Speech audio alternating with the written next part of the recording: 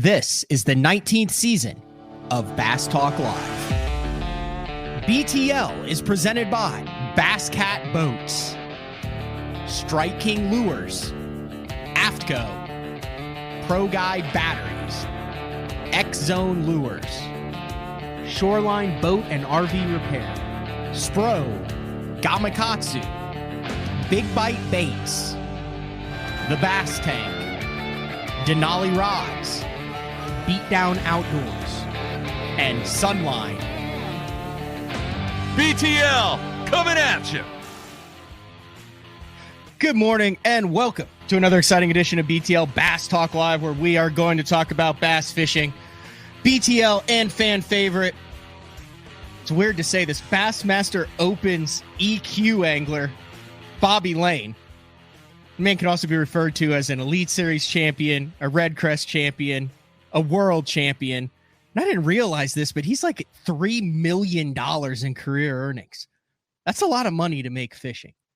That's like almost half, that's half as much as KVD's made in his whole career. Bobby's had some big wins. We're going to get to Bobby. We're going to relive some past moments with Bobby in his career that I'm sure he looks on fondly. And then we're really going to dive into this Opens EQ season.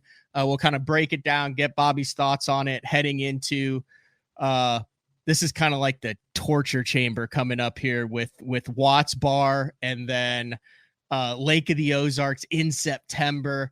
But then we end in Florida. Do want to remind everybody there is some Elite Series action that kicks off tomorrow. A lot on the line as far as requalifying for the Elite Series, Angler of the Year, Bassmaster Classic qualifications, Lake Champlain, and then the St. Lawrence River after that. We did do the Open Pros Pick'em yesterday with myself and Andrew Upshaw and Todd Castledine and Ish Monroe. So head over to Andrew Upshaw's YouTube channel.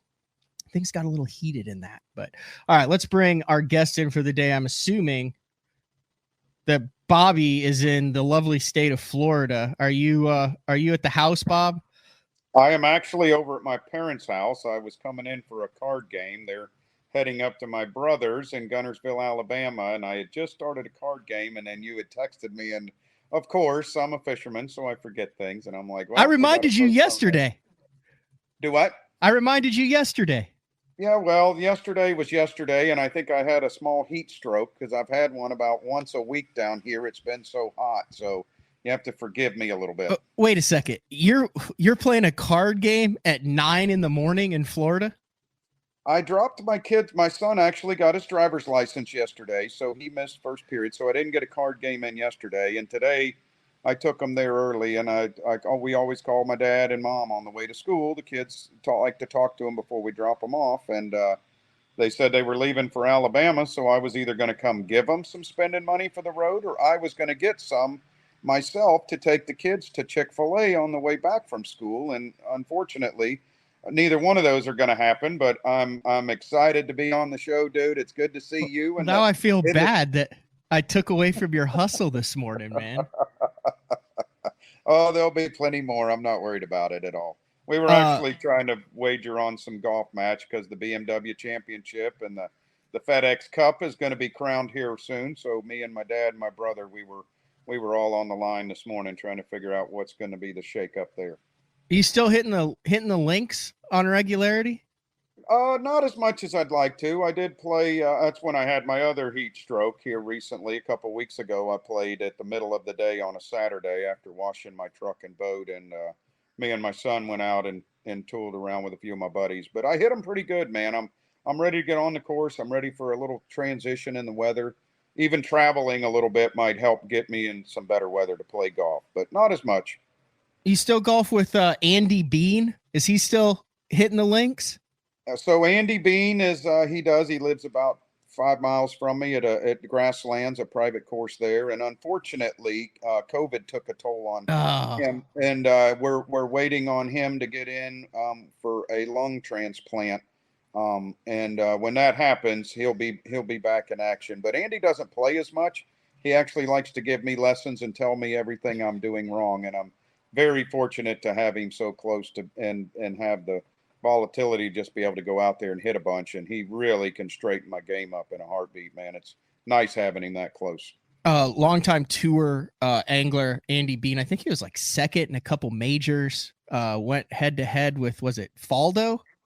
Yeah, he did, dude. He was on the Ryder Cup. He won Bay Hill a couple of times. I mean, he's a true legend. And some of his old pictures back when he did stand with Faldo and some of the older guys, Fuzzy Zeller and them. He was so tall in some of those pictures, you could never miss him in one.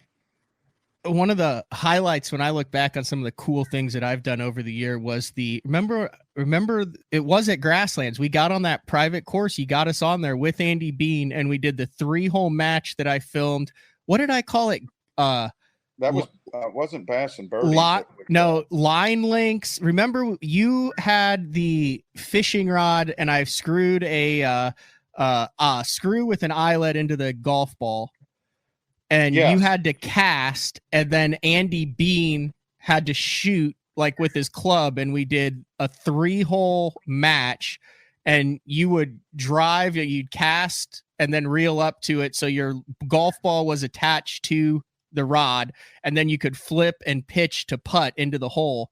And it was like, it went out on Bass, and this was before the days that Mark Jeffries believed that YouTube was never going to take off. So you had to embed all the videos into the website and then make them private because no one cares about YouTube views. It's all about page views. I like to remind them about that, how bad of a decision that was at the time. We have that on tape somewhere. I'm going to have to unearth that because that was really fun. That was fun. I remember actually, I was when I used to flip a lot, believe it or not, Matt, and I remember when I would get on the green, I could pitch a bait into that hole, and that's where I think I actually ended up getting Andy because I never hardly missed when it was flipping, but I haven't flipped in forever, so now he would probably have the upper hand for sure. I know what is going on. I think I've ran into you this year on the Open EQs 3 times on the water, and one of them we were idling, and the other 2 times you were fishing a spinning rod on riprap. What is going on? That's not the Bobby Lane that I know. Well, believe it or not, I like to be very, very versatile in my fishing. And some of these lakes we have been to, some of my practices have started out really, really well. And I know you can get into it now or you can get into it later. We can bring up the old and later either way. But dude, when some of these practices, when the 5-day practice and the first day I just go out there and have a really good practice, and the second day I can it seems like the problem I've had this year is I'm chasing what was going on Saturday, and the event is on Thursday, and either it all gets hit or I'm always chasing the next pattern. And I really thought that it would come full circle for me and had some awesome practices. But then by the time the tournament starts, dude, it's like, okay. Like you fall Alabama, I weigh in 4 fish or you fall Oklahoma, I weigh in 4 fish the first day. I'm like, are you kidding me? I had boat number 2. I was chasing a shad spawn that was absolutely great during the tournament or the practice. And as the tournament progressed, the shad spawn just quit on me, dude. Like I could not get bid on it. And, ended up salvaging up a second day heroic by catching 11 pounds. But all in all, only caught 4 fish the first day. I only had 1 or 2 other bites that would have been keepers. I mean, it was, and in practice, it was 5 or 6 fish in the mornings, really quick on that late shad spawn. And it's like that last morning, the morning we took off, the sun was super bright and the shad just were not doing it. And it really threw me for a curveball. Do you enjoy unlucky, man? I've just been unlucky. I've really fished poorly this year, but it's been a learning curve for sure. Do you enjoy that grind? Do you enjoy the deal where a 2-pounder, a 2 1/4 pounder, a limit fish now has? I mean, I would imagine it hasn't been since that last fish at Redcrest got you the win by 1 ounce that you've been so happy to see that keeper. I mean, do you enjoy that grind where you're fishing for points instead of championships? Well, let's face it, I mean, I kind of had it gravy, right? And now I'm back to work again. And the last time, you're right, that 2-pounder that went 2 pounds on the third and final reweigh. I mean, that one was huge. And what I'd have done for that fish at Eufaula, Oklahoma, right? And that's what I'd live for, dude. I don't mind the grind. I've met so many good people this year. But it's a big change. I mean, I'm back to 5 fish limit. I'm back to a weigh-in. I'm back to 250 boats on the water and guys all over the place. What used to be some secret stuff I had at Wheeler, sheesh, man, I ran to it the second day thinking it was going to be my backup honey holes, and there was like 7 boats in there, and every fish had been plucked over 3 times, and I'm like, whoa, man, I gotta reconfigure. But no, dude, I don't mind it. It is a lot of practice. I mean, let's face it, it's a long week. But I don't mind it at all, man. I mean, I've met a lot of good people this year. I'm sitting 21st in the points. I'm not out of it at all, but I enjoy what I'm doing now. I love the fact that I'm out there just having fun again. It is more work, and I'm trying to, when on my off days, I'm really trying to, I was down in the Keys for a week just last week, so that didn't help any. But I'm physically and mentally trying to keep myself healthy and mentally ready for this grind that we do have at the end of the year. And the way by doing that is getting out, staying active, walking, running, pumping some iron here and there.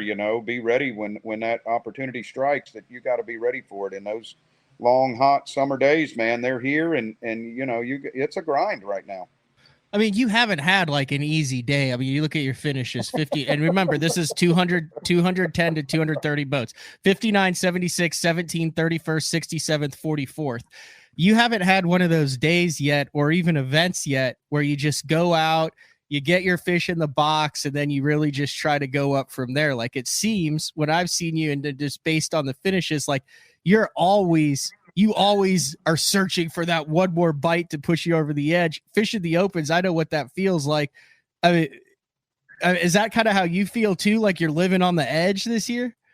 Dude, I've been living on the edge since day one. I mean, right. So you could take the first couple of tournaments and be like, okay, let's get her feet wet, blah, blah, blah. But dude, yeah. I can't remember when the last time I can't think of the last time I had a top 10. I honestly don't remember. And trust me, I'm not used to top 10s, but I've made some top 10s in my career, man.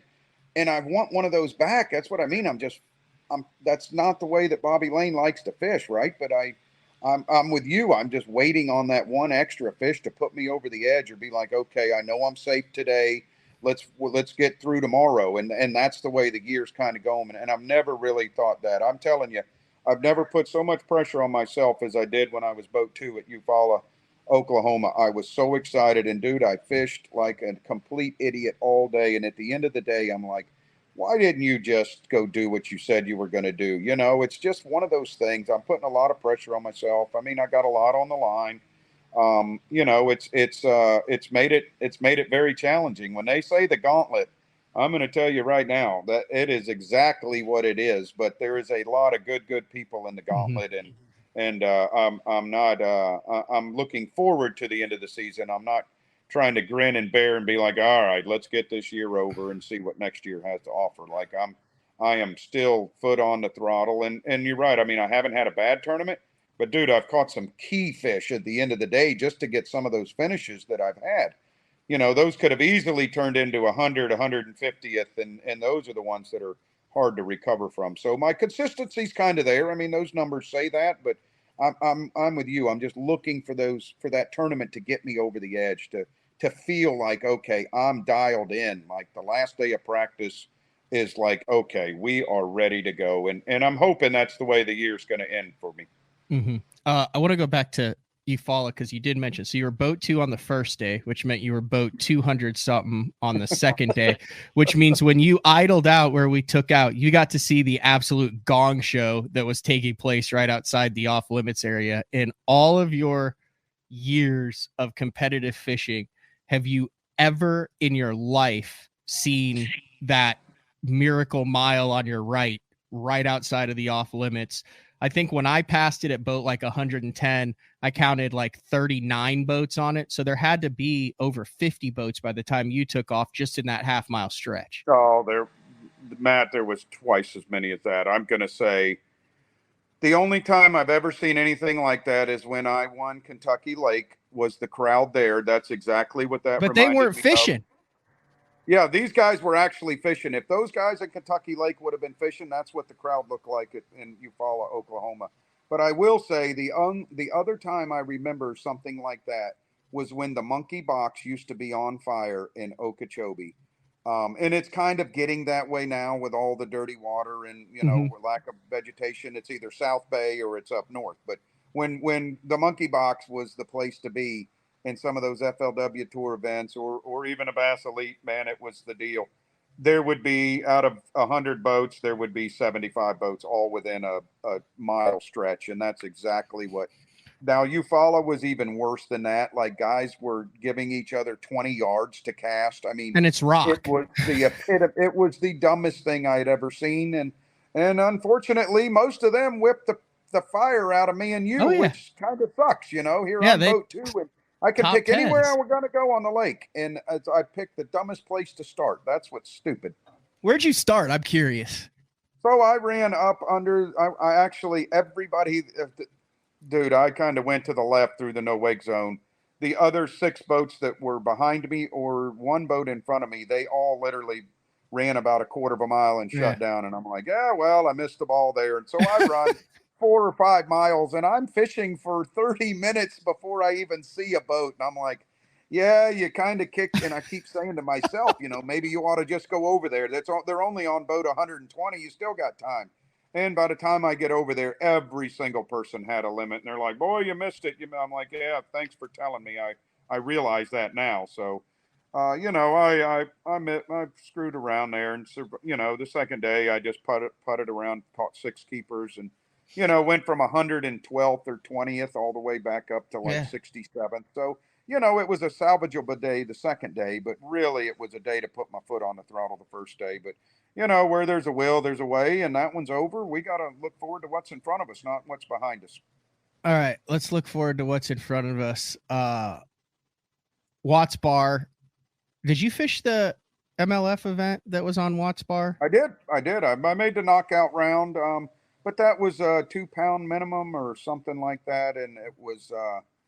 I think I did catch 1 or 2 big ones, but we were there in May. I have never even thought about or heard about Watts Bar Lake until last year or 2 years ago, whenever we fished there. And all I know is I saw some results from the Toyota series that were there last year, or maybe it was the Open, and it does not look very fun. No, I wanted to say 10 pounds a day and those guys were allowed to lock. Remember now, they were allowed. I talked to the guy that finished 3rd after that event last year, and he said he actually locked, and I think 8 out of the top 10 locked out of there. So you can erase those weights and now take, 5th place down, and that's going to be more of your you probably got it there in front of you. Yeah, I'm looking up. So they had one that was on Watts Bar September 10th and 11th last year. Yeah. It was a 2-day. And so the first place guy, well, there's one guy three guys in the entire field caught a 5 bass limit both days. You said they were allowed to lock too?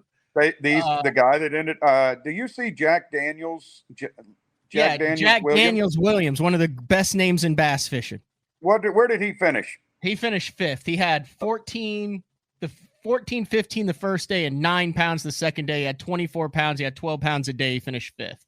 Yep. And he actually locked through. And of course, when that turned, and half of those guys in the top or more actually. Okay. So this is bad then, because Bud McKelvey finished in 10th and he had 3 for 8 on the first day and 3 for 6 on the second day. And he top 10 the event. And this had over 100 boats in it. Yeah, now you're starting to get to more what the weights are probably going to shape up. Oh, no. Oh, I hadn't seen this, Bobby. This is not good. So to finish in the top 30, you needed 4 pounds. To finish in the top 20, you needed 7 pounds. Yeah, to finish 15th, you needed 6 pounds a day. Top 50, you caught a keeper, you're basically in the top 50. I told you it was not going to be easy. And now they've been catching some fish out there. I've been talking to one of my buddies. It was actually a friend of mine that he's a state trooper. He picked me up at the Classic this year and took me back to my hotel. He wasn't a friend of mine until I met him, and he actually gave me a ride to the hotel, and we ended up watching the weigh-in in the cop car. It was pretty cool. But 64 through 100 zeroed, Bobby. 64 through 100. It was going to be bad. He said it was going to be bad, and if you look at them weights, that just shows you. Now the weights have been a little bit better, but he says they're. I think 12 pounds won the 113 boat tournament just the other day, so it's not real good. If you can get a limit is key, and I know that's hard to say sometimes, but yeah, it's going to be the deal. I know if you had a limit when the Bass Pro Tour was there, even under all you could catch, you were still going to make the knockout round no problem. It was an absolute grind just to catch a keeper, so to speak.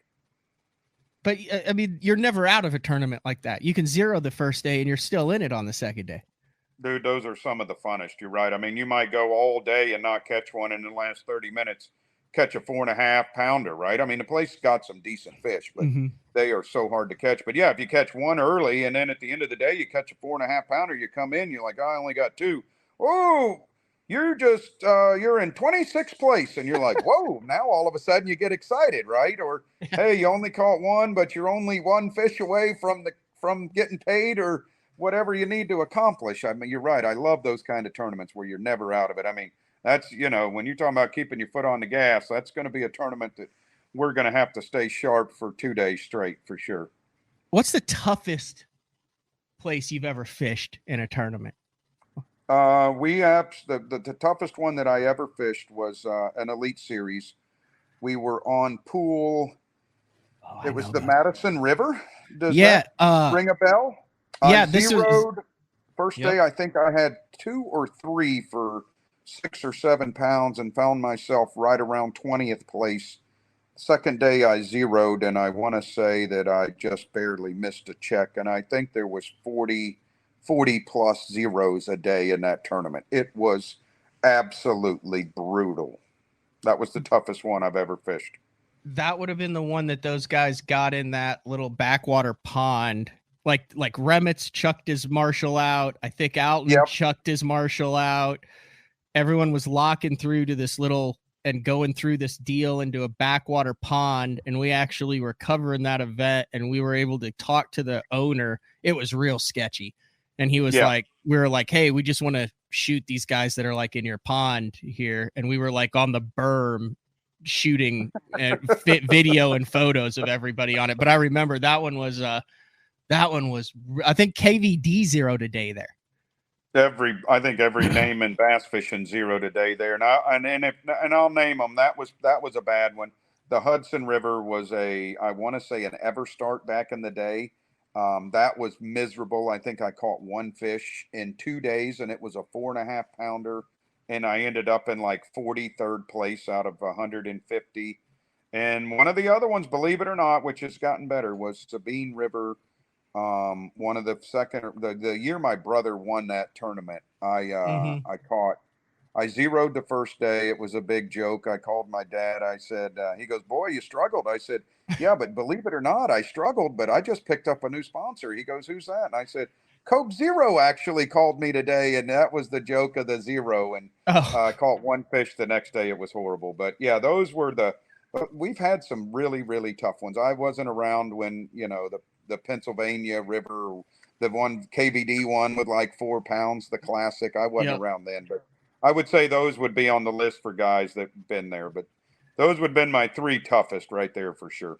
It's amazing how those like stick out in your mind. You can always remember, like I can remember just like regional stuff and everything, like Milford in Kansas and like other tournaments. Like I could just remember every single, I guess because you're so keyed in because every bite is so important there. It seems to stick in your mind. Like, do you remember the real true grinders more than good tournaments?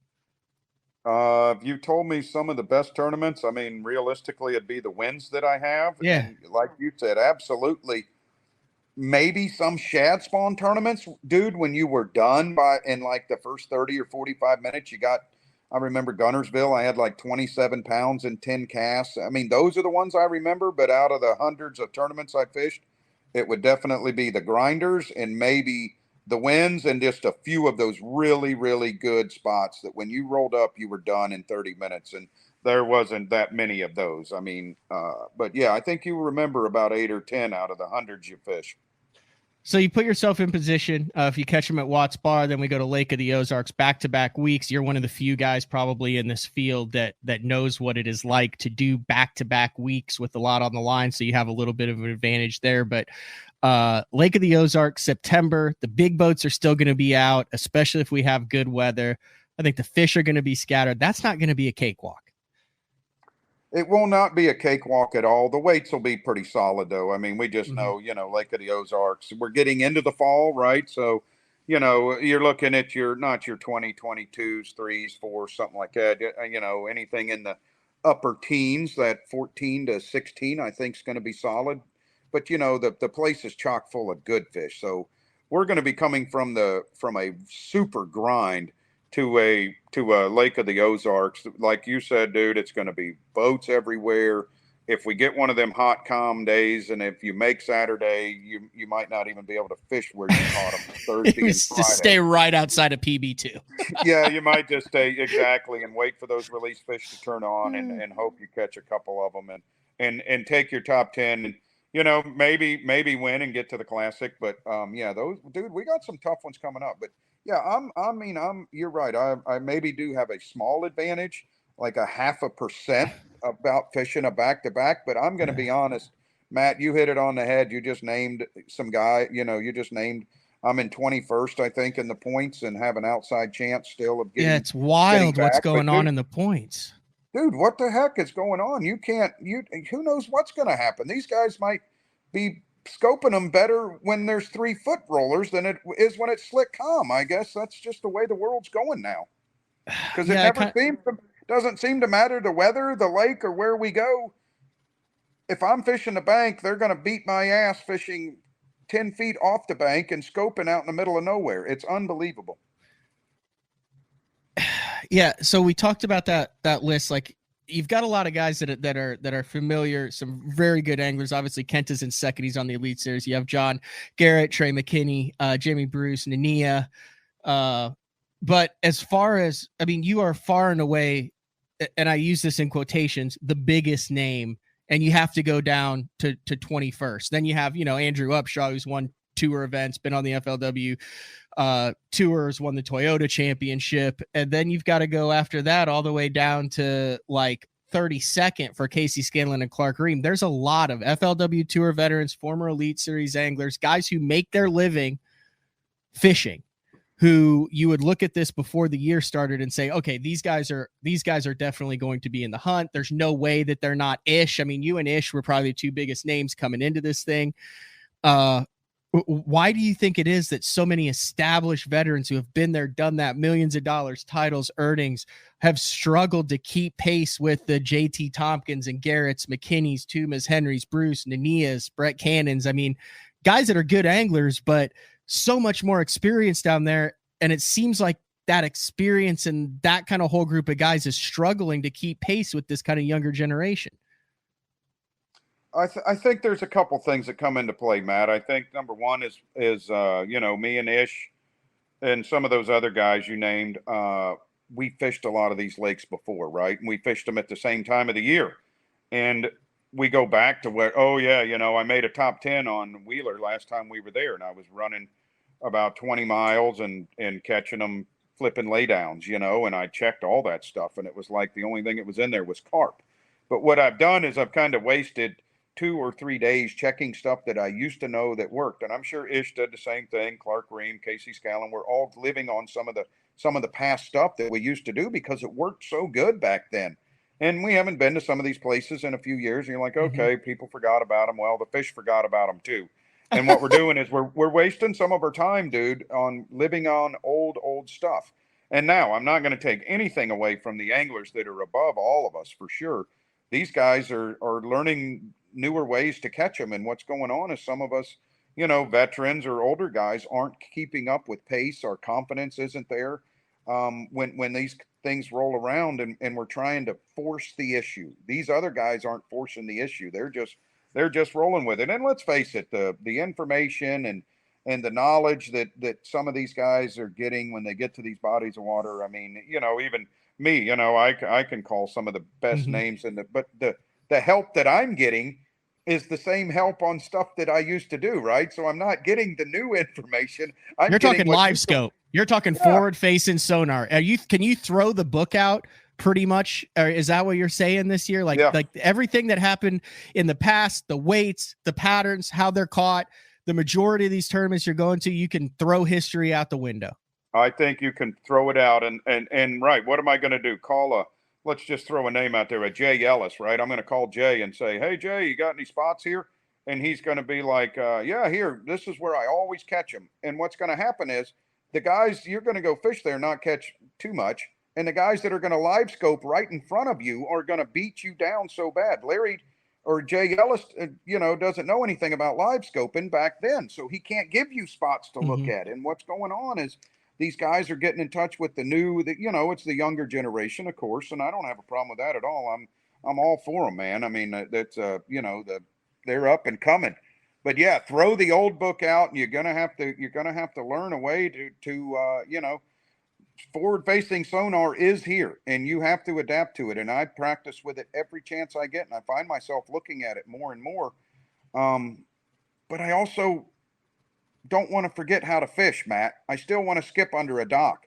I still want to flip in a mat. I still want to cast a swim jig, a buzz bait, a topwater plug. I want to throw to a bank where I'm not looking at that thing, where I can just turn it off. And what's weird is the more I turn it off, the worse I'm kind of starting to end up in some of these tournaments. Like, just go do what Bobby Lane likes to do. And I do, and I'm grinding, trying to catch everything I can to make a check. And if I lose one of those fish, then I'm in the 70s, and these guys at the top, they're losing 4 or 5 of these kind of fish. So is it coming back to the shallow guys? It ain't done nothing for the shallow guys yet. Is it going to happen eventually? Dude, I have no idea, because there seems to be an endless amount of fish out there that are getting caught on live scope, active target, the whole 9 yards. I mean, it's unbelievable what's going on. And I think we just got to deal with the times. And I think, it's a lot of pressure that some of us are putting on ourselves. I mean, we went from a pro level and kind of stepped back to the opens. And, I think all that adding up. But these guys are good, dude, and I'm not taking nothing from them. I want to beat them just like they want to beat me. And we love the challenge. We love the competition. And trust me, we have definitely come face to face with it this year in the EQs. Yeah, it is interesting. A couple of things, like, I've talked to a lot of guys, you included, when you're winning tournaments and when you're in there. And one of the things that I feel like anglers at the top of their game make is their decision making is 100%. They're all in on it. There's no second guessing their decision making. And what I think I've talked to a lot of guys kind of in your position who have been there and done that and are adjusting to the new live scope is it's hard for them to get comfortable, because when they're not catching them, it's not like, oh, it's a grind, it's tough out. That live scope, the forward facing, the offshore, the roaming, the pelagic fish are always in the back of your mind when you're doing something that's power fishing up shallow, which means you're never 100% all in on it all day. And it's kind of a weird, uncomfortable feeling. Is that kind of a fair assessment? Dude, I love the way you said that. You're kind of right. You're like, man, I've only got 2 fish, and my pattern that I found 5 days ago isn't working. Now I'm going to turn this on and go look around. Oh, there's a fish. You catch it. It's a 12-incher. You're like, now you're back to the bank trying to catch one more. Then you're back out to doing that. Then you're right. It's kind of thrown us for a curveball, man. And it's not uncomfortable, but it's just like, what am I doing? Like, am I even, did I forget how to cast to the bank?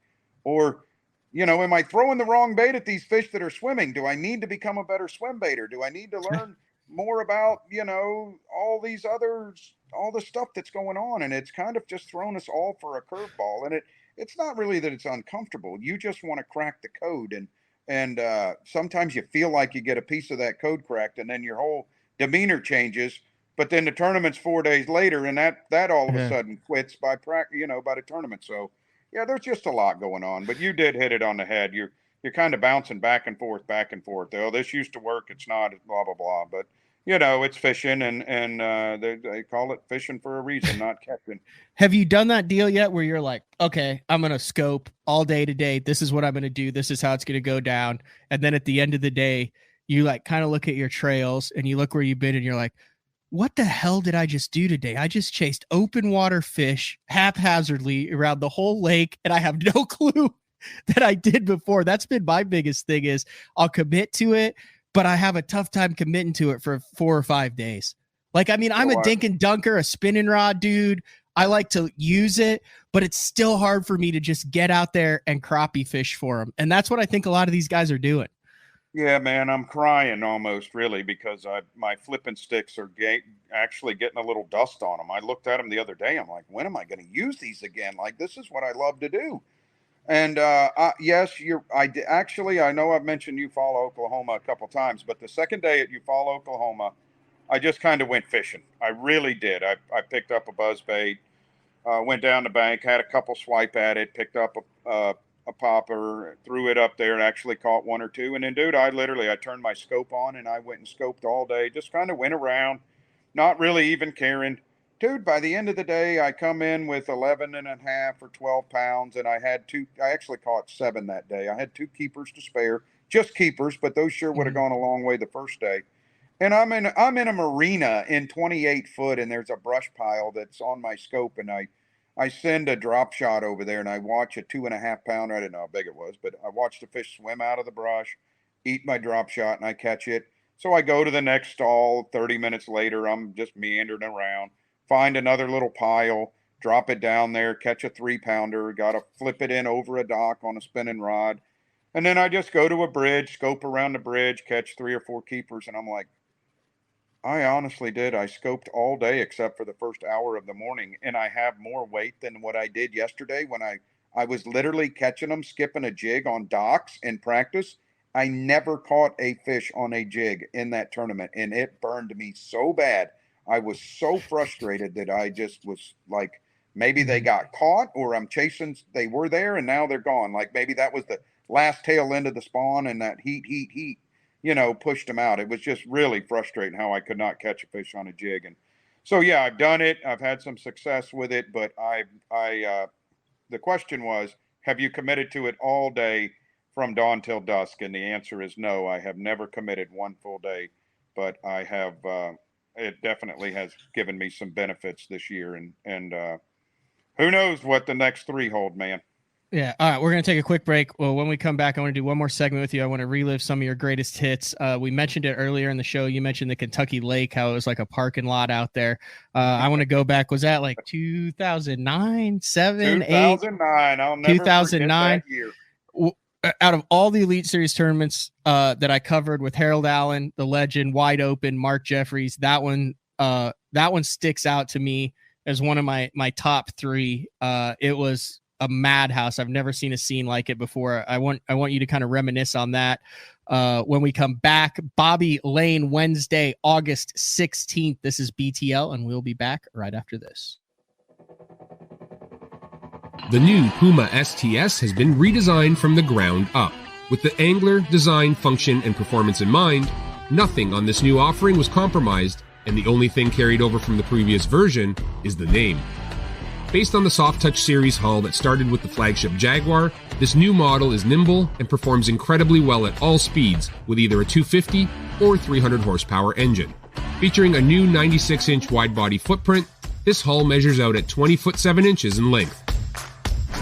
Industry-leading design coupled with tournament-winning performance. The Puma STS from Basscat. Feel the rush.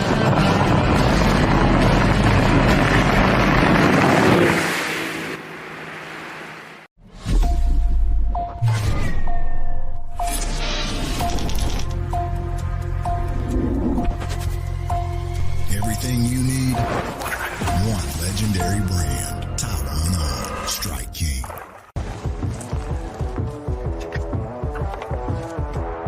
So I'm a big guy, a lunker, a 2 sandwich eating kind of man.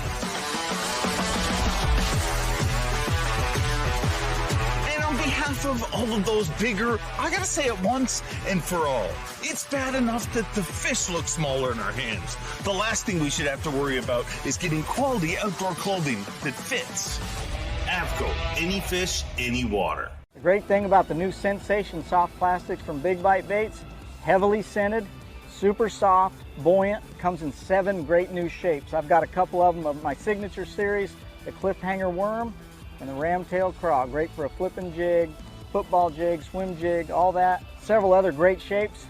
Really excited about it. We've worked over the last year, catches fish all over the country, and I think it's going to catch fish for people everywhere you try it. The Spro Little John crankbait has been around for almost 15 years, and it is one of my go-to crankbaits whenever I need a fish in the boat, so you can never have enough new colors. That's why Spro's coming out with a handful of new colors, including Pearl Shad, which has this bleached out white look, but it's got this pearlescent, really pretty. We've got Copper Shad, which looks amazing in the water. It's got that purple flake on the back, really pops in the water. And then if you want some real pop, we've got Sparkle Shad, nothing but sparkles all over this thing. And then last but not least, we've got the matte Sexy Shad, just a really different looking color for a crankbait. So you want to give them a little different look, that matte Sexy Shad is definitely the one to go with. All these colors are available in the original Little John and the MD. Elite Series Pro Daryl Gleason here. My Pro Guide batteries keep me going on those long tournament days and long practice days. Always plenty of juice, never fail. The best part about Pro Guide batteries, it's the people behind the company. They have over 40 years experience in the battery business, keeping all of us fishermen out on the water longer, catching more fish. Check them out at ProGuideBatteries.com. What's up, Bass Talk Live fans? Brandon Polnick here. And ever since I won a couple Bassmaster Elite Series events on X-Zone Lures, I've been getting a bunch of questions of what makes them so special and different. And really, the truth is, it's in the details. The little details, things like no cheap fillers in their plastic. That gives you more lifelike action, more realistic and vibrant colors. But don't just take my word for it. Go to www.xzonelures.com and check them out for yourself. All right, welcome back, BTL, on a Wednesday, talking with Bobby Lane. I did a whole first, a little over half an hour on the Opens EQ. I would imagine, like 10 years ago, you would never have envisioned having the conversation we just had. Oh yeah, dude, it is what it is, right? There's been a lot that has gone on in the industry. Yeah, I mean, I'm chasing history, right? I want to be that guy that gets those 3 trophies, and I'll do what it takes to get myself back into that thing, man. I'm focused and committed, and I standing behind my decision 100%, and we will get there. All right, let's talk about 2009 Kentucky Lake. When it comes to a bass tournament, a big time professional bass tournament, I think this tournament, out of any Elite Series tournament in history, stands alone as having every single thing that you need to make a tournament exciting, engaging, suspenseful. Let me set the stage and then you can take it from there. You're talking Kentucky Lake. It was the 3rd time in 3 years that the Elite Series had been there. Kentucky Lake was still a dynamite fishery at that time. It was a top 5 fishery in the country. You had the greatest, the GOAT, in the middle of his run on a TVA fishery. You had almost a 30-pound bag. You're 2 ounces shy of a 30-pound bag on the first day. You had a giant lead going into the final round, and then you had a massive fog delay on the final day. And then throw in the fact that there's no live yet. So with the fog delay, you had 130 to 150 boats that were greeting you when you got to your spot, and 2 helicopters following you there. Did I set the scene pretty good, Bobby? You set the stage absolutely perfect, dude. I got chills when you mentioned the fog delay, because honestly, I forgot all about it. And like you said, Kevin Van Dam, who just recently retired, Skeet Reese is in my ear telling me, Bobby, I just caught wind that they took and I'm young, dude. I think that was my second year on the elites. I'm young. I mean, I'm green. And Skeet's telling me that everybody took every fish off that spot. They were fishing it all night. Just the horror stories. The anxiety that built that morning of the 2-hour fog delay, I actually had to get out of my boat and go walk around the parking lot because I could not physically just sit still. I mean, you're taking a young angler. I was, in my prime for sure. Green, just excited to be doing what I'm doing. And I got a huge lead over some of the biggest names in the sport today still. And you're giving me a 2-hour fog delay and all those demons are just crawling on my shoulders, man. I mean, I'm doing interviews and I couldn't take it anymore. I had to get out of my boat. I remember walking around the parking lot just to breathe. Like, I can't even breathe. I'm so amped up. I have been literally only made maybe 30 casts or 40 casts in the first few days, dude. Like, it was so easy. First day I made 6 casts, caught, like you said, just shy of 30. The next day I think I made 10 or 15 casts and caught what I did. The third day I just sat there all day and literally I had to grind it out a little bit, but still a grind that day was maybe 45 minutes of fishing. And then the final day, my first Elite Series title, maybe the champion, you never know. I'm a 2-hour fog delay. We're sitting in, was it Paris where we went out of? No, that was a long run, I believe. That was down by the dam. No, it was out of Paris because FLW was out by the dam. That's right. Then we have the FLW guys that are also practicing the same day. So we're sitting there at Paris. They finally give us the go-ahead. I have no idea what I'm fixing to run into, right? Like, I know their helicopter's coming with ESPN was covering us back in. I remember the helicopter following me down there. And on my way there, all I can think of is, let's get this done, man. Let's get it done. And I literally, dude, I rolled, I think it was about 15 miles down there. I can't even remember if 10 or 15 miles. Anyways, I ran all the way down there, dude, and I rolled up and I'm like, what in the world is going on? Like, something happened? And I am weaving in and out of boats. Everybody's celebrating, huge cheers. Go get them, Bobby, go get them. And then it dawned on me, oh my goodness, all these people are waiting on my spot. The helicopter is flying. Now I see where the helicopter is sitting. It is just rippling the water. I'm only fishing 8 foot of water to begin with on this drop, dude. The helicopter's over me, 130 or 40 boats. It was unbelievable scene. Some people are actually fishing, and I'm like, I don't care. There's so many here. It's not going to make a difference. And, dude, I get there, and the current's off, and I don't catch a fish for an hour and a half or something like that. And it was the biggest letdown of my life. It was the biggest high getting there, and it was the biggest letdown when I got there and they turned the current off and I couldn't catch a fish. You got to remember now, I'm a Florida boy on a Kentucky lake fishery. It's not like it's not like you're. I don't know what I'm looking for. I mean, if they don't bite my crankbait on my cast, I don't know where else to throw it, right? Yeah. And then it dawned on me, I did have a Carolina rig tied on, and I remember Harold Allen was covering that event, and he said to him, I think he had actually said it to you, Matt. I think he said, I hope Bobby picks up the Carolina rig. And about that time, I picked up the Carolina rig and I threw it out there. Ended up catching a couple of fish and made some runs. Came back to that spot. There wasn't a soul around. I actually threw that crankbait out there and caught a 5-pounder there. Fished up by the ramp that I'd had some bites on, caught a 3-pounder there. Come in, and Kevin Van Dam, I remember this dude. He came up to my boat and he's like, you got him? And I'm like, Kevin, they shut the water off, dude. I didn't catch anything. I got like 10 pounds. Like, that's what you're supposed to say. So I learned from the best. And I could see the smirk and that wink in his eye, like, oh, I got you, dude. And I'm like, all right, Kevin Van Dam's going to win another one. This was mine to win. And he weighed in as 21 or 2 pounds. And I needed, I think I needed 13 or 12 or 13, 14 pounds to win. And I told Kevin I had 10. And I remember the video to this day. Many people have seen it. I weighed in I think I weighed in 16, 15. Yeah. And I remember Kevin Van Dam sitting in the hot seat giving me the look of death, Matt. Like, you're a dead man for lying to me. And that was the only Elite Series win I've had, and Kevin's had several more since then, but I will never forget the look Kevin Van Dam, and I've chased his tail my whole life. trying to be better than him or just trying to beat him in a tournament.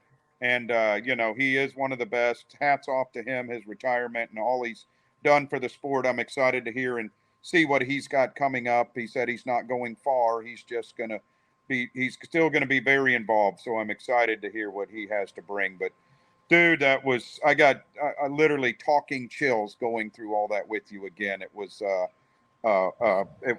what kind of got the Big Fish Bobby Lane name, man.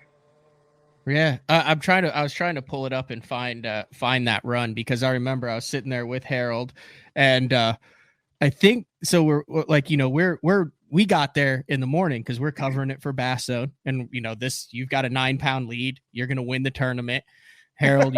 We're doing our deal where we're documenting it, and I'm shooting photos and stuff. And we get there, and there's like one guy fishing on it with like 100 boats, and everyone's like, "Get the hell off of that spot!" blah blah blah. You know what I mean? Like, everyone's yelling. So the guy stops, and then I just remember they let you go for Jeffries wasn't on. He's like, there's fog delay, so we just sit there, and as you sit there, more and more boats come because everyone's now on the water, and it's literally. You would never have it to where there's 100+ boats waiting on you when you get to the spot. Like, that just doesn't happen. It has to take a special. Normally they're following you if you're going to get anywhere. And there's intermittent fog though. And I remember looking, and you could hear the from the chopper. All the sonar. From the helicopter. Oh, yes. Because you couldn't see you because there was a fog bank, and then you could see the chopper just coming right over the top of the fog bank, and here you come just pinned back. And you roll up, and I remember you're like, "Morning, everybody," and you pick it up and start. Oh, dude, that is some of the best. That was just as good as it ever got. Like, if I'm going to win an Elite Series, that's the way I want to win an Elite Series. I want to be up against the best guys out there, and to get that one was, like you said, man. It put my name out there from then on, and it was. Hey, here's a crazy stat, Matt. I fished Kentucky Lake 5 times prior to that, or 2 or 3 times after that, and never, ever got a check. Except for the last time we went there, there was a shad spawn going on, and then naturally I caught them shallow. Mm-hmm. I made a top 10 there on a shad spawn and flipping bushes, but I never got a check there ever in my life except for that one, and it was the biggest one in my Elite Series career. It was really. How did you find that? I mean, you're a Florida dude. You're a couple years on it. You've got the best on the TVA. I mean, you had Timmy Horton and KVD and all those guys out there, and you found like literally the best school of fish on the lake to yourself. So the first day of practice, I'll run you through it quick. First day of practice, I fished wherever the big creek, Sandy. I found 3 or 4 spots in there, dude. I was catching some really nice ones. And I was going up and down that river bend the whole time. And that spot, for some reason, just looked good to me on the graph. But there was always a boat on it. And little did I know it was a local. So the last day of practice, I got up really, really early. And I said, I'm going to make a pass through Big Sandy, just make sure I can catch some fish, and then I'm going to venture my way down and hit these other spots that I wanted to hit. And dude, I'm going through Big Sandy, and all I catch is white bass. Like, all my schools have gone. I don't know where to look. I don't even know how to look for them. I'm just going strictly by mapping in 2D, and all I'm catching is white bass, white bass, white bass. So I venture down under the railroad bridge. I'm working my way down to the spot that I ended up winning the event on, and I'm fishing across from it. And I catch like a 3-pounder on a 10-inch power worm. I mean, that's what you threw. And I remember some people yelling across from me, and I'm like, oh, cool, they caught one. Well, dude, they left, right? And I'm like, well, I'm going to go over to that marker, and I'm going to make a pass down there. Yeah. Dude, I picked up a crankbait, and I sailed it out there as far as I could, and I just started reeling it down. And I caught like a 4.5-pounder on my first cast. I'm like, cool. So I hit mark, and I went down a little bit further down the ledge. You could kind of see it on your graph. It was just a big bar. And I went a little bit further, maybe 20 yards, and I caught another one like 3.5. And then I got to where it just fell off the bottom, and I caught like a 3-pounder. I'm like, well, hey, at least I got a backup plan. And I really still wasn't planning on starting there. So I said, well, let me make sure there's plenty of fish here. So I ran up to my first waypoint. Dude, I threw my crankbait out there. I reeled it down, and a 5-pounder eats it in the whole entire flat. I'm talking 100 yards by 100 yards. I don't know if it was skipjack, gizzard shad. It was a giant bait fish. started jumping everywhere on this flat. Wow. And 5, 6, 7, and 8 pounders, largemouth and smallmouth, absolutely erupted the water for 20 or 30 minutes. And I was the lucky one that nobody else saw that in the whole entire Elite Series field. And I'm like, oh boy. I actually threw up that night. I got up at 2 o'clock in the morning, could not go back to sleep. Me and my brother were staying in the biggest dump you could ever imagine. He goes, Bob, what's going on? It's Chris, I can't sleep. He goes, are you on them? And I'm like, I don't know if I'm on them or not, but I want to get to this spot. And I got there. There was nobody around me. I did all my damage in 6 casts. Dude, I actually left that spot, ran up to the bridge, told everybody I was struggling because I didn't want anybody to know. Second day, I never left the spot. Third day, fourth day, we all know what happened. I got my Elite Series champion trophy. But that's how I found it. It was some locals fishing. I actually forget the guy's name, but he called me after that and said, thanks for ruining my best spot on the lake. He says, but thank you for showing me new ways to catch those big bass. And it was that big Berkeley power bait, swim bait, crankbait and the Carolina rig. But all he was doing was throwing a shaky head. He wasn't doing anything else. And I kind of opened some eyes. And I wish I would have followed that swim bait right till now because I don't throw swim baits that much. But anyways, that's how it went, man. All right. I've been furiously looking for it. This thing has like 8 views. It was posted on YouTube like 10, 15 years is 9, 19. It's 14 years ago. I found a home cell phone footage of the scene when you arrived. You're kidding me. Yeah. It took me a while. Here it is right here. There's the scene. All right. Can you see it there? I can see it. Oh my.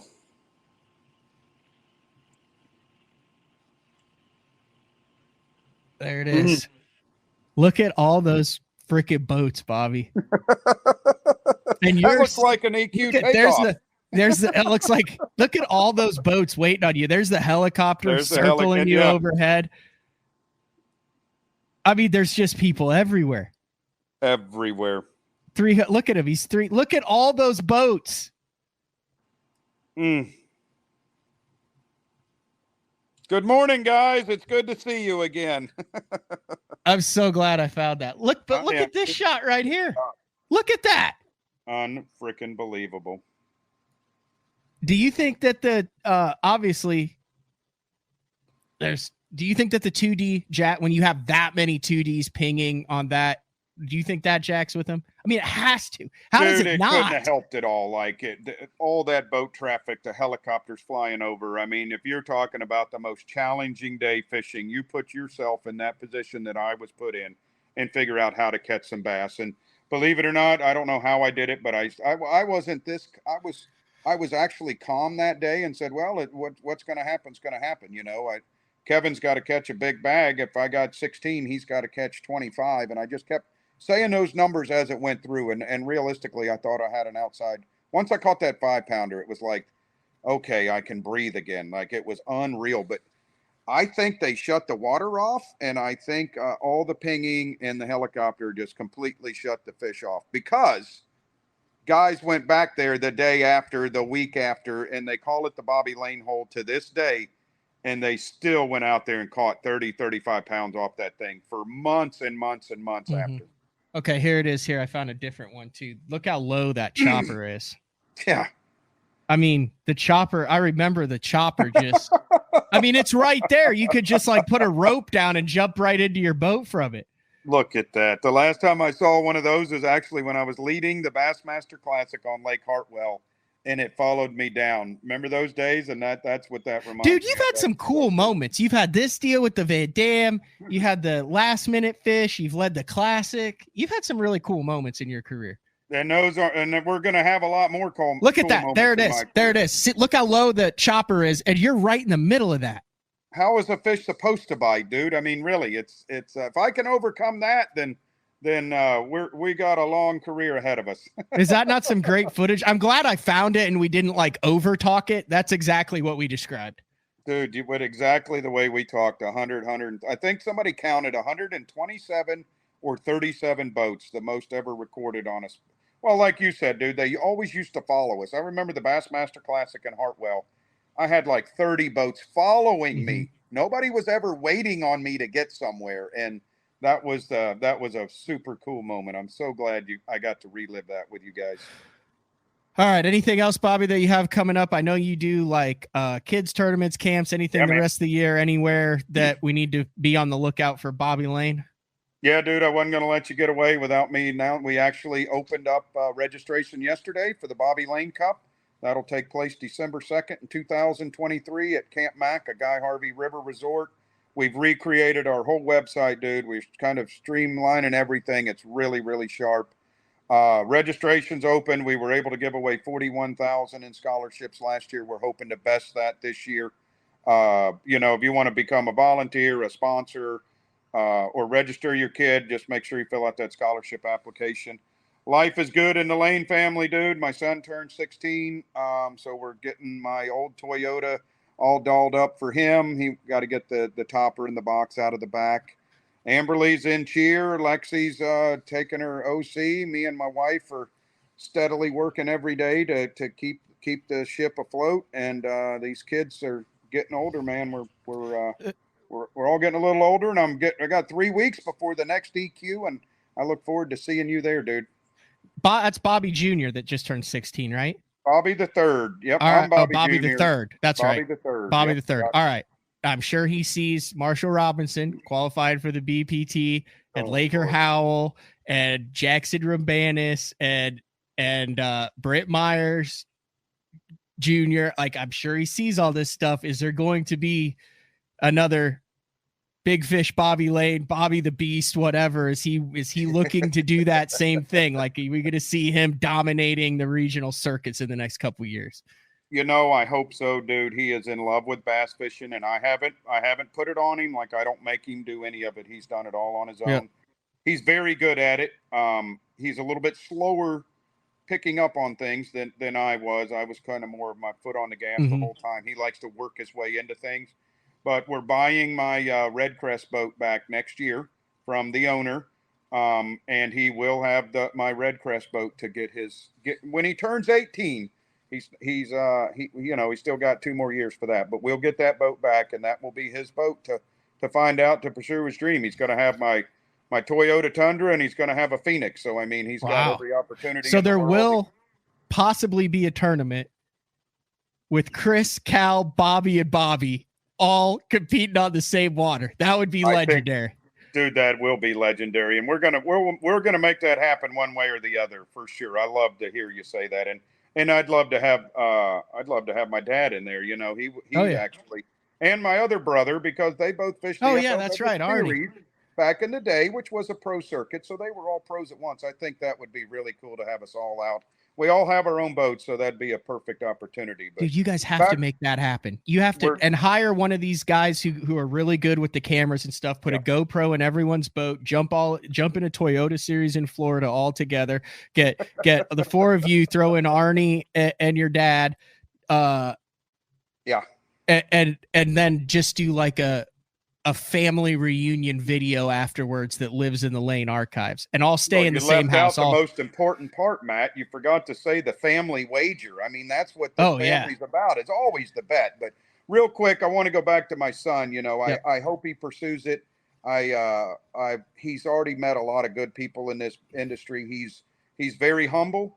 I like the avenue he's on, dude, and I'm here to help him in any which way I can. And I would love to see him pursue and whatever he does, I'm going to support him. But I think he has the drive and he has the passion for it. And, he's going to have some good spots. I can tell he's going to have some good spots that used to exist. Now it's my job to go find him some better spots. That works. Well, Bobby, thanks for taking time away from the family card game. Probably cost you a little bit of money by doing BTL this morning, but greatly appreciate it and really enjoyed today's show. Yeah, dude. Appreciate you having me on. Thanks everybody for watching. I'm looking forward to seeing you on our back-to-back run, and man, let's keep them wet and catch a bunch of big ones. Sounds good. I'll see you at Watts Bar. See you, dude. Later. All right. That was Bobby Lane, the one and only Bobby Lane. I'm glad I found those videos. It's like some dude who put them out 14 years ago when the thing went down, and they have like 100, 200 views each. That's really cool. All right, we're going to take a final break. When we come back, talk about what we have coming up the next couple of weeks of BTL, and also talk a little bit about what is on the line this week at Champlain and next week at Thousand Islands. Also kind of have to keep our eyes on the all BZ team. Hallman and I did that last year. Hallman competing on the Elite Series this year. Might have to bring someone else in to help me with that, because that was a little bit controversial last year, but something that I really enjoyed doing. BTL on a Wednesday. We'll be back right after this. Having confidence in your tackle while on the water is one of the main things to success, in my opinion. In the last couple of years with Denali, I've had just that. From anything from spinning rods, casting rods, tungsten products, even now to casting and spinning reels, I have the confidence to go out there and get the job done and know that all my equipment is going to handle it and do it just the way I want it.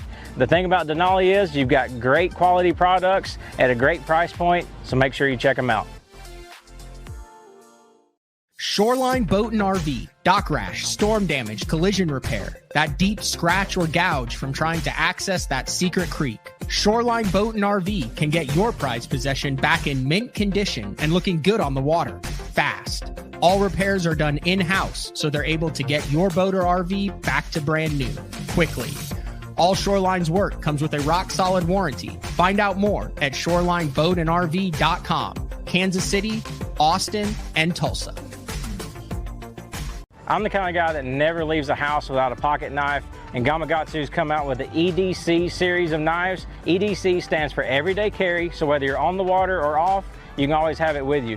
The best thing about it to me is that assisted open feature. With this D2 blade, you've got it right here at your fingertips, so if you can't find your scissors, you need to cut a knot, you need to cut your braid, you've always got it. Make sure you check it out. Never leave home without your Gamakatsu EDC knife.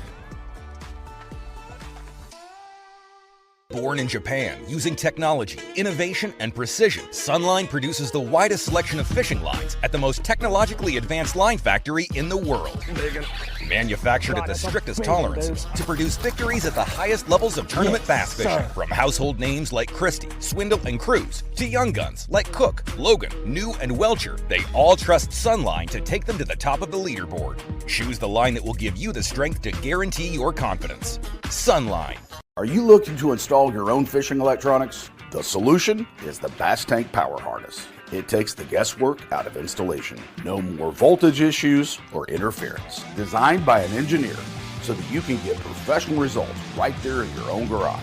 Installation done right with the help of the Bass Tank Power Harness. You can feel confident knowing that your installation was done right. The Bass Tank Power Harness. Give us a call or order yours today at thebasstank.com. Get the best patterns backed by tournament data. Start by finding the best 10% of your lake. Know exactly what to look for and what to throw. After that, just put them in the boat.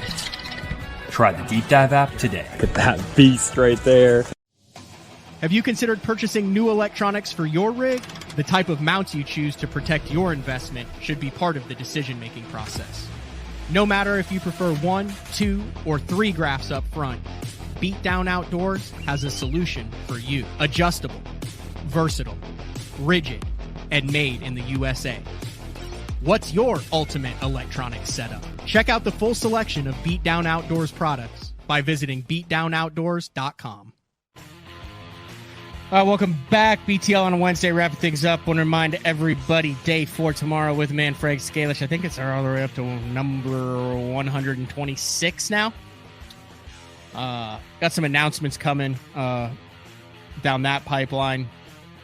Also, next Tuesday, the guys from Omnia will be on. It's going to be a really cool show because we've had a lot of smallmouth derbies, but there's been some key baits outside of just the drop shot that have played. So Pete and Trevor from Omnia, they might have a special guest too, will be on to talk about all the baits that have played for smallmouth that you need to get in your arsenal before you go fishing. And then we'll also have a recap next week of the Bassmaster Elite Series on Lake Champlain. Boys and girls, if you live for the Elite Series stuff, this is it. You got back-to-back weeks.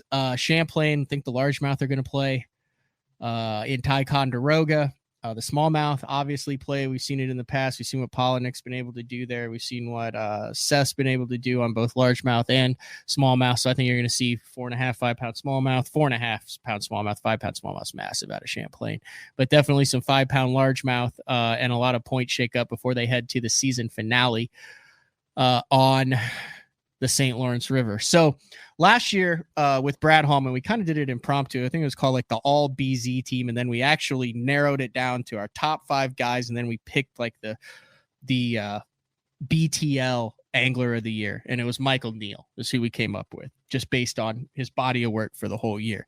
But I got a lot of feedback from that show as to what your criteria should be when you're selecting the top 5 guys from the year. And this is across the Elite Series, the BPT, the Opens, the Toyota Series, the NPFL, including, like the US Open.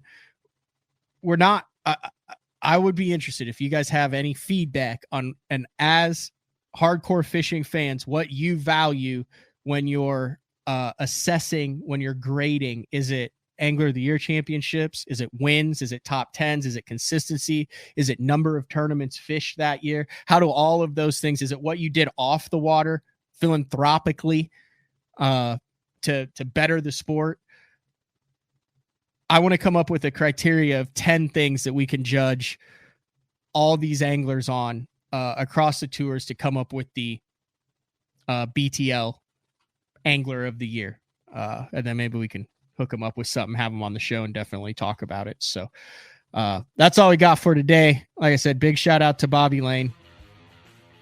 The family's always, it's all about competition. I've actually gotten to fish with Bobby on the little lake that he lives on. It's really cool, the setup that he has there. And I've talked to him a number of times this year on the open EQs. He's been super positive. Like, you can tell his competitive juices are flowing, and out of the, like I said, quote unquote, big names. He is a big name. He's got a world championship, a Red Crest Elite Series titles, $3 million in earnings.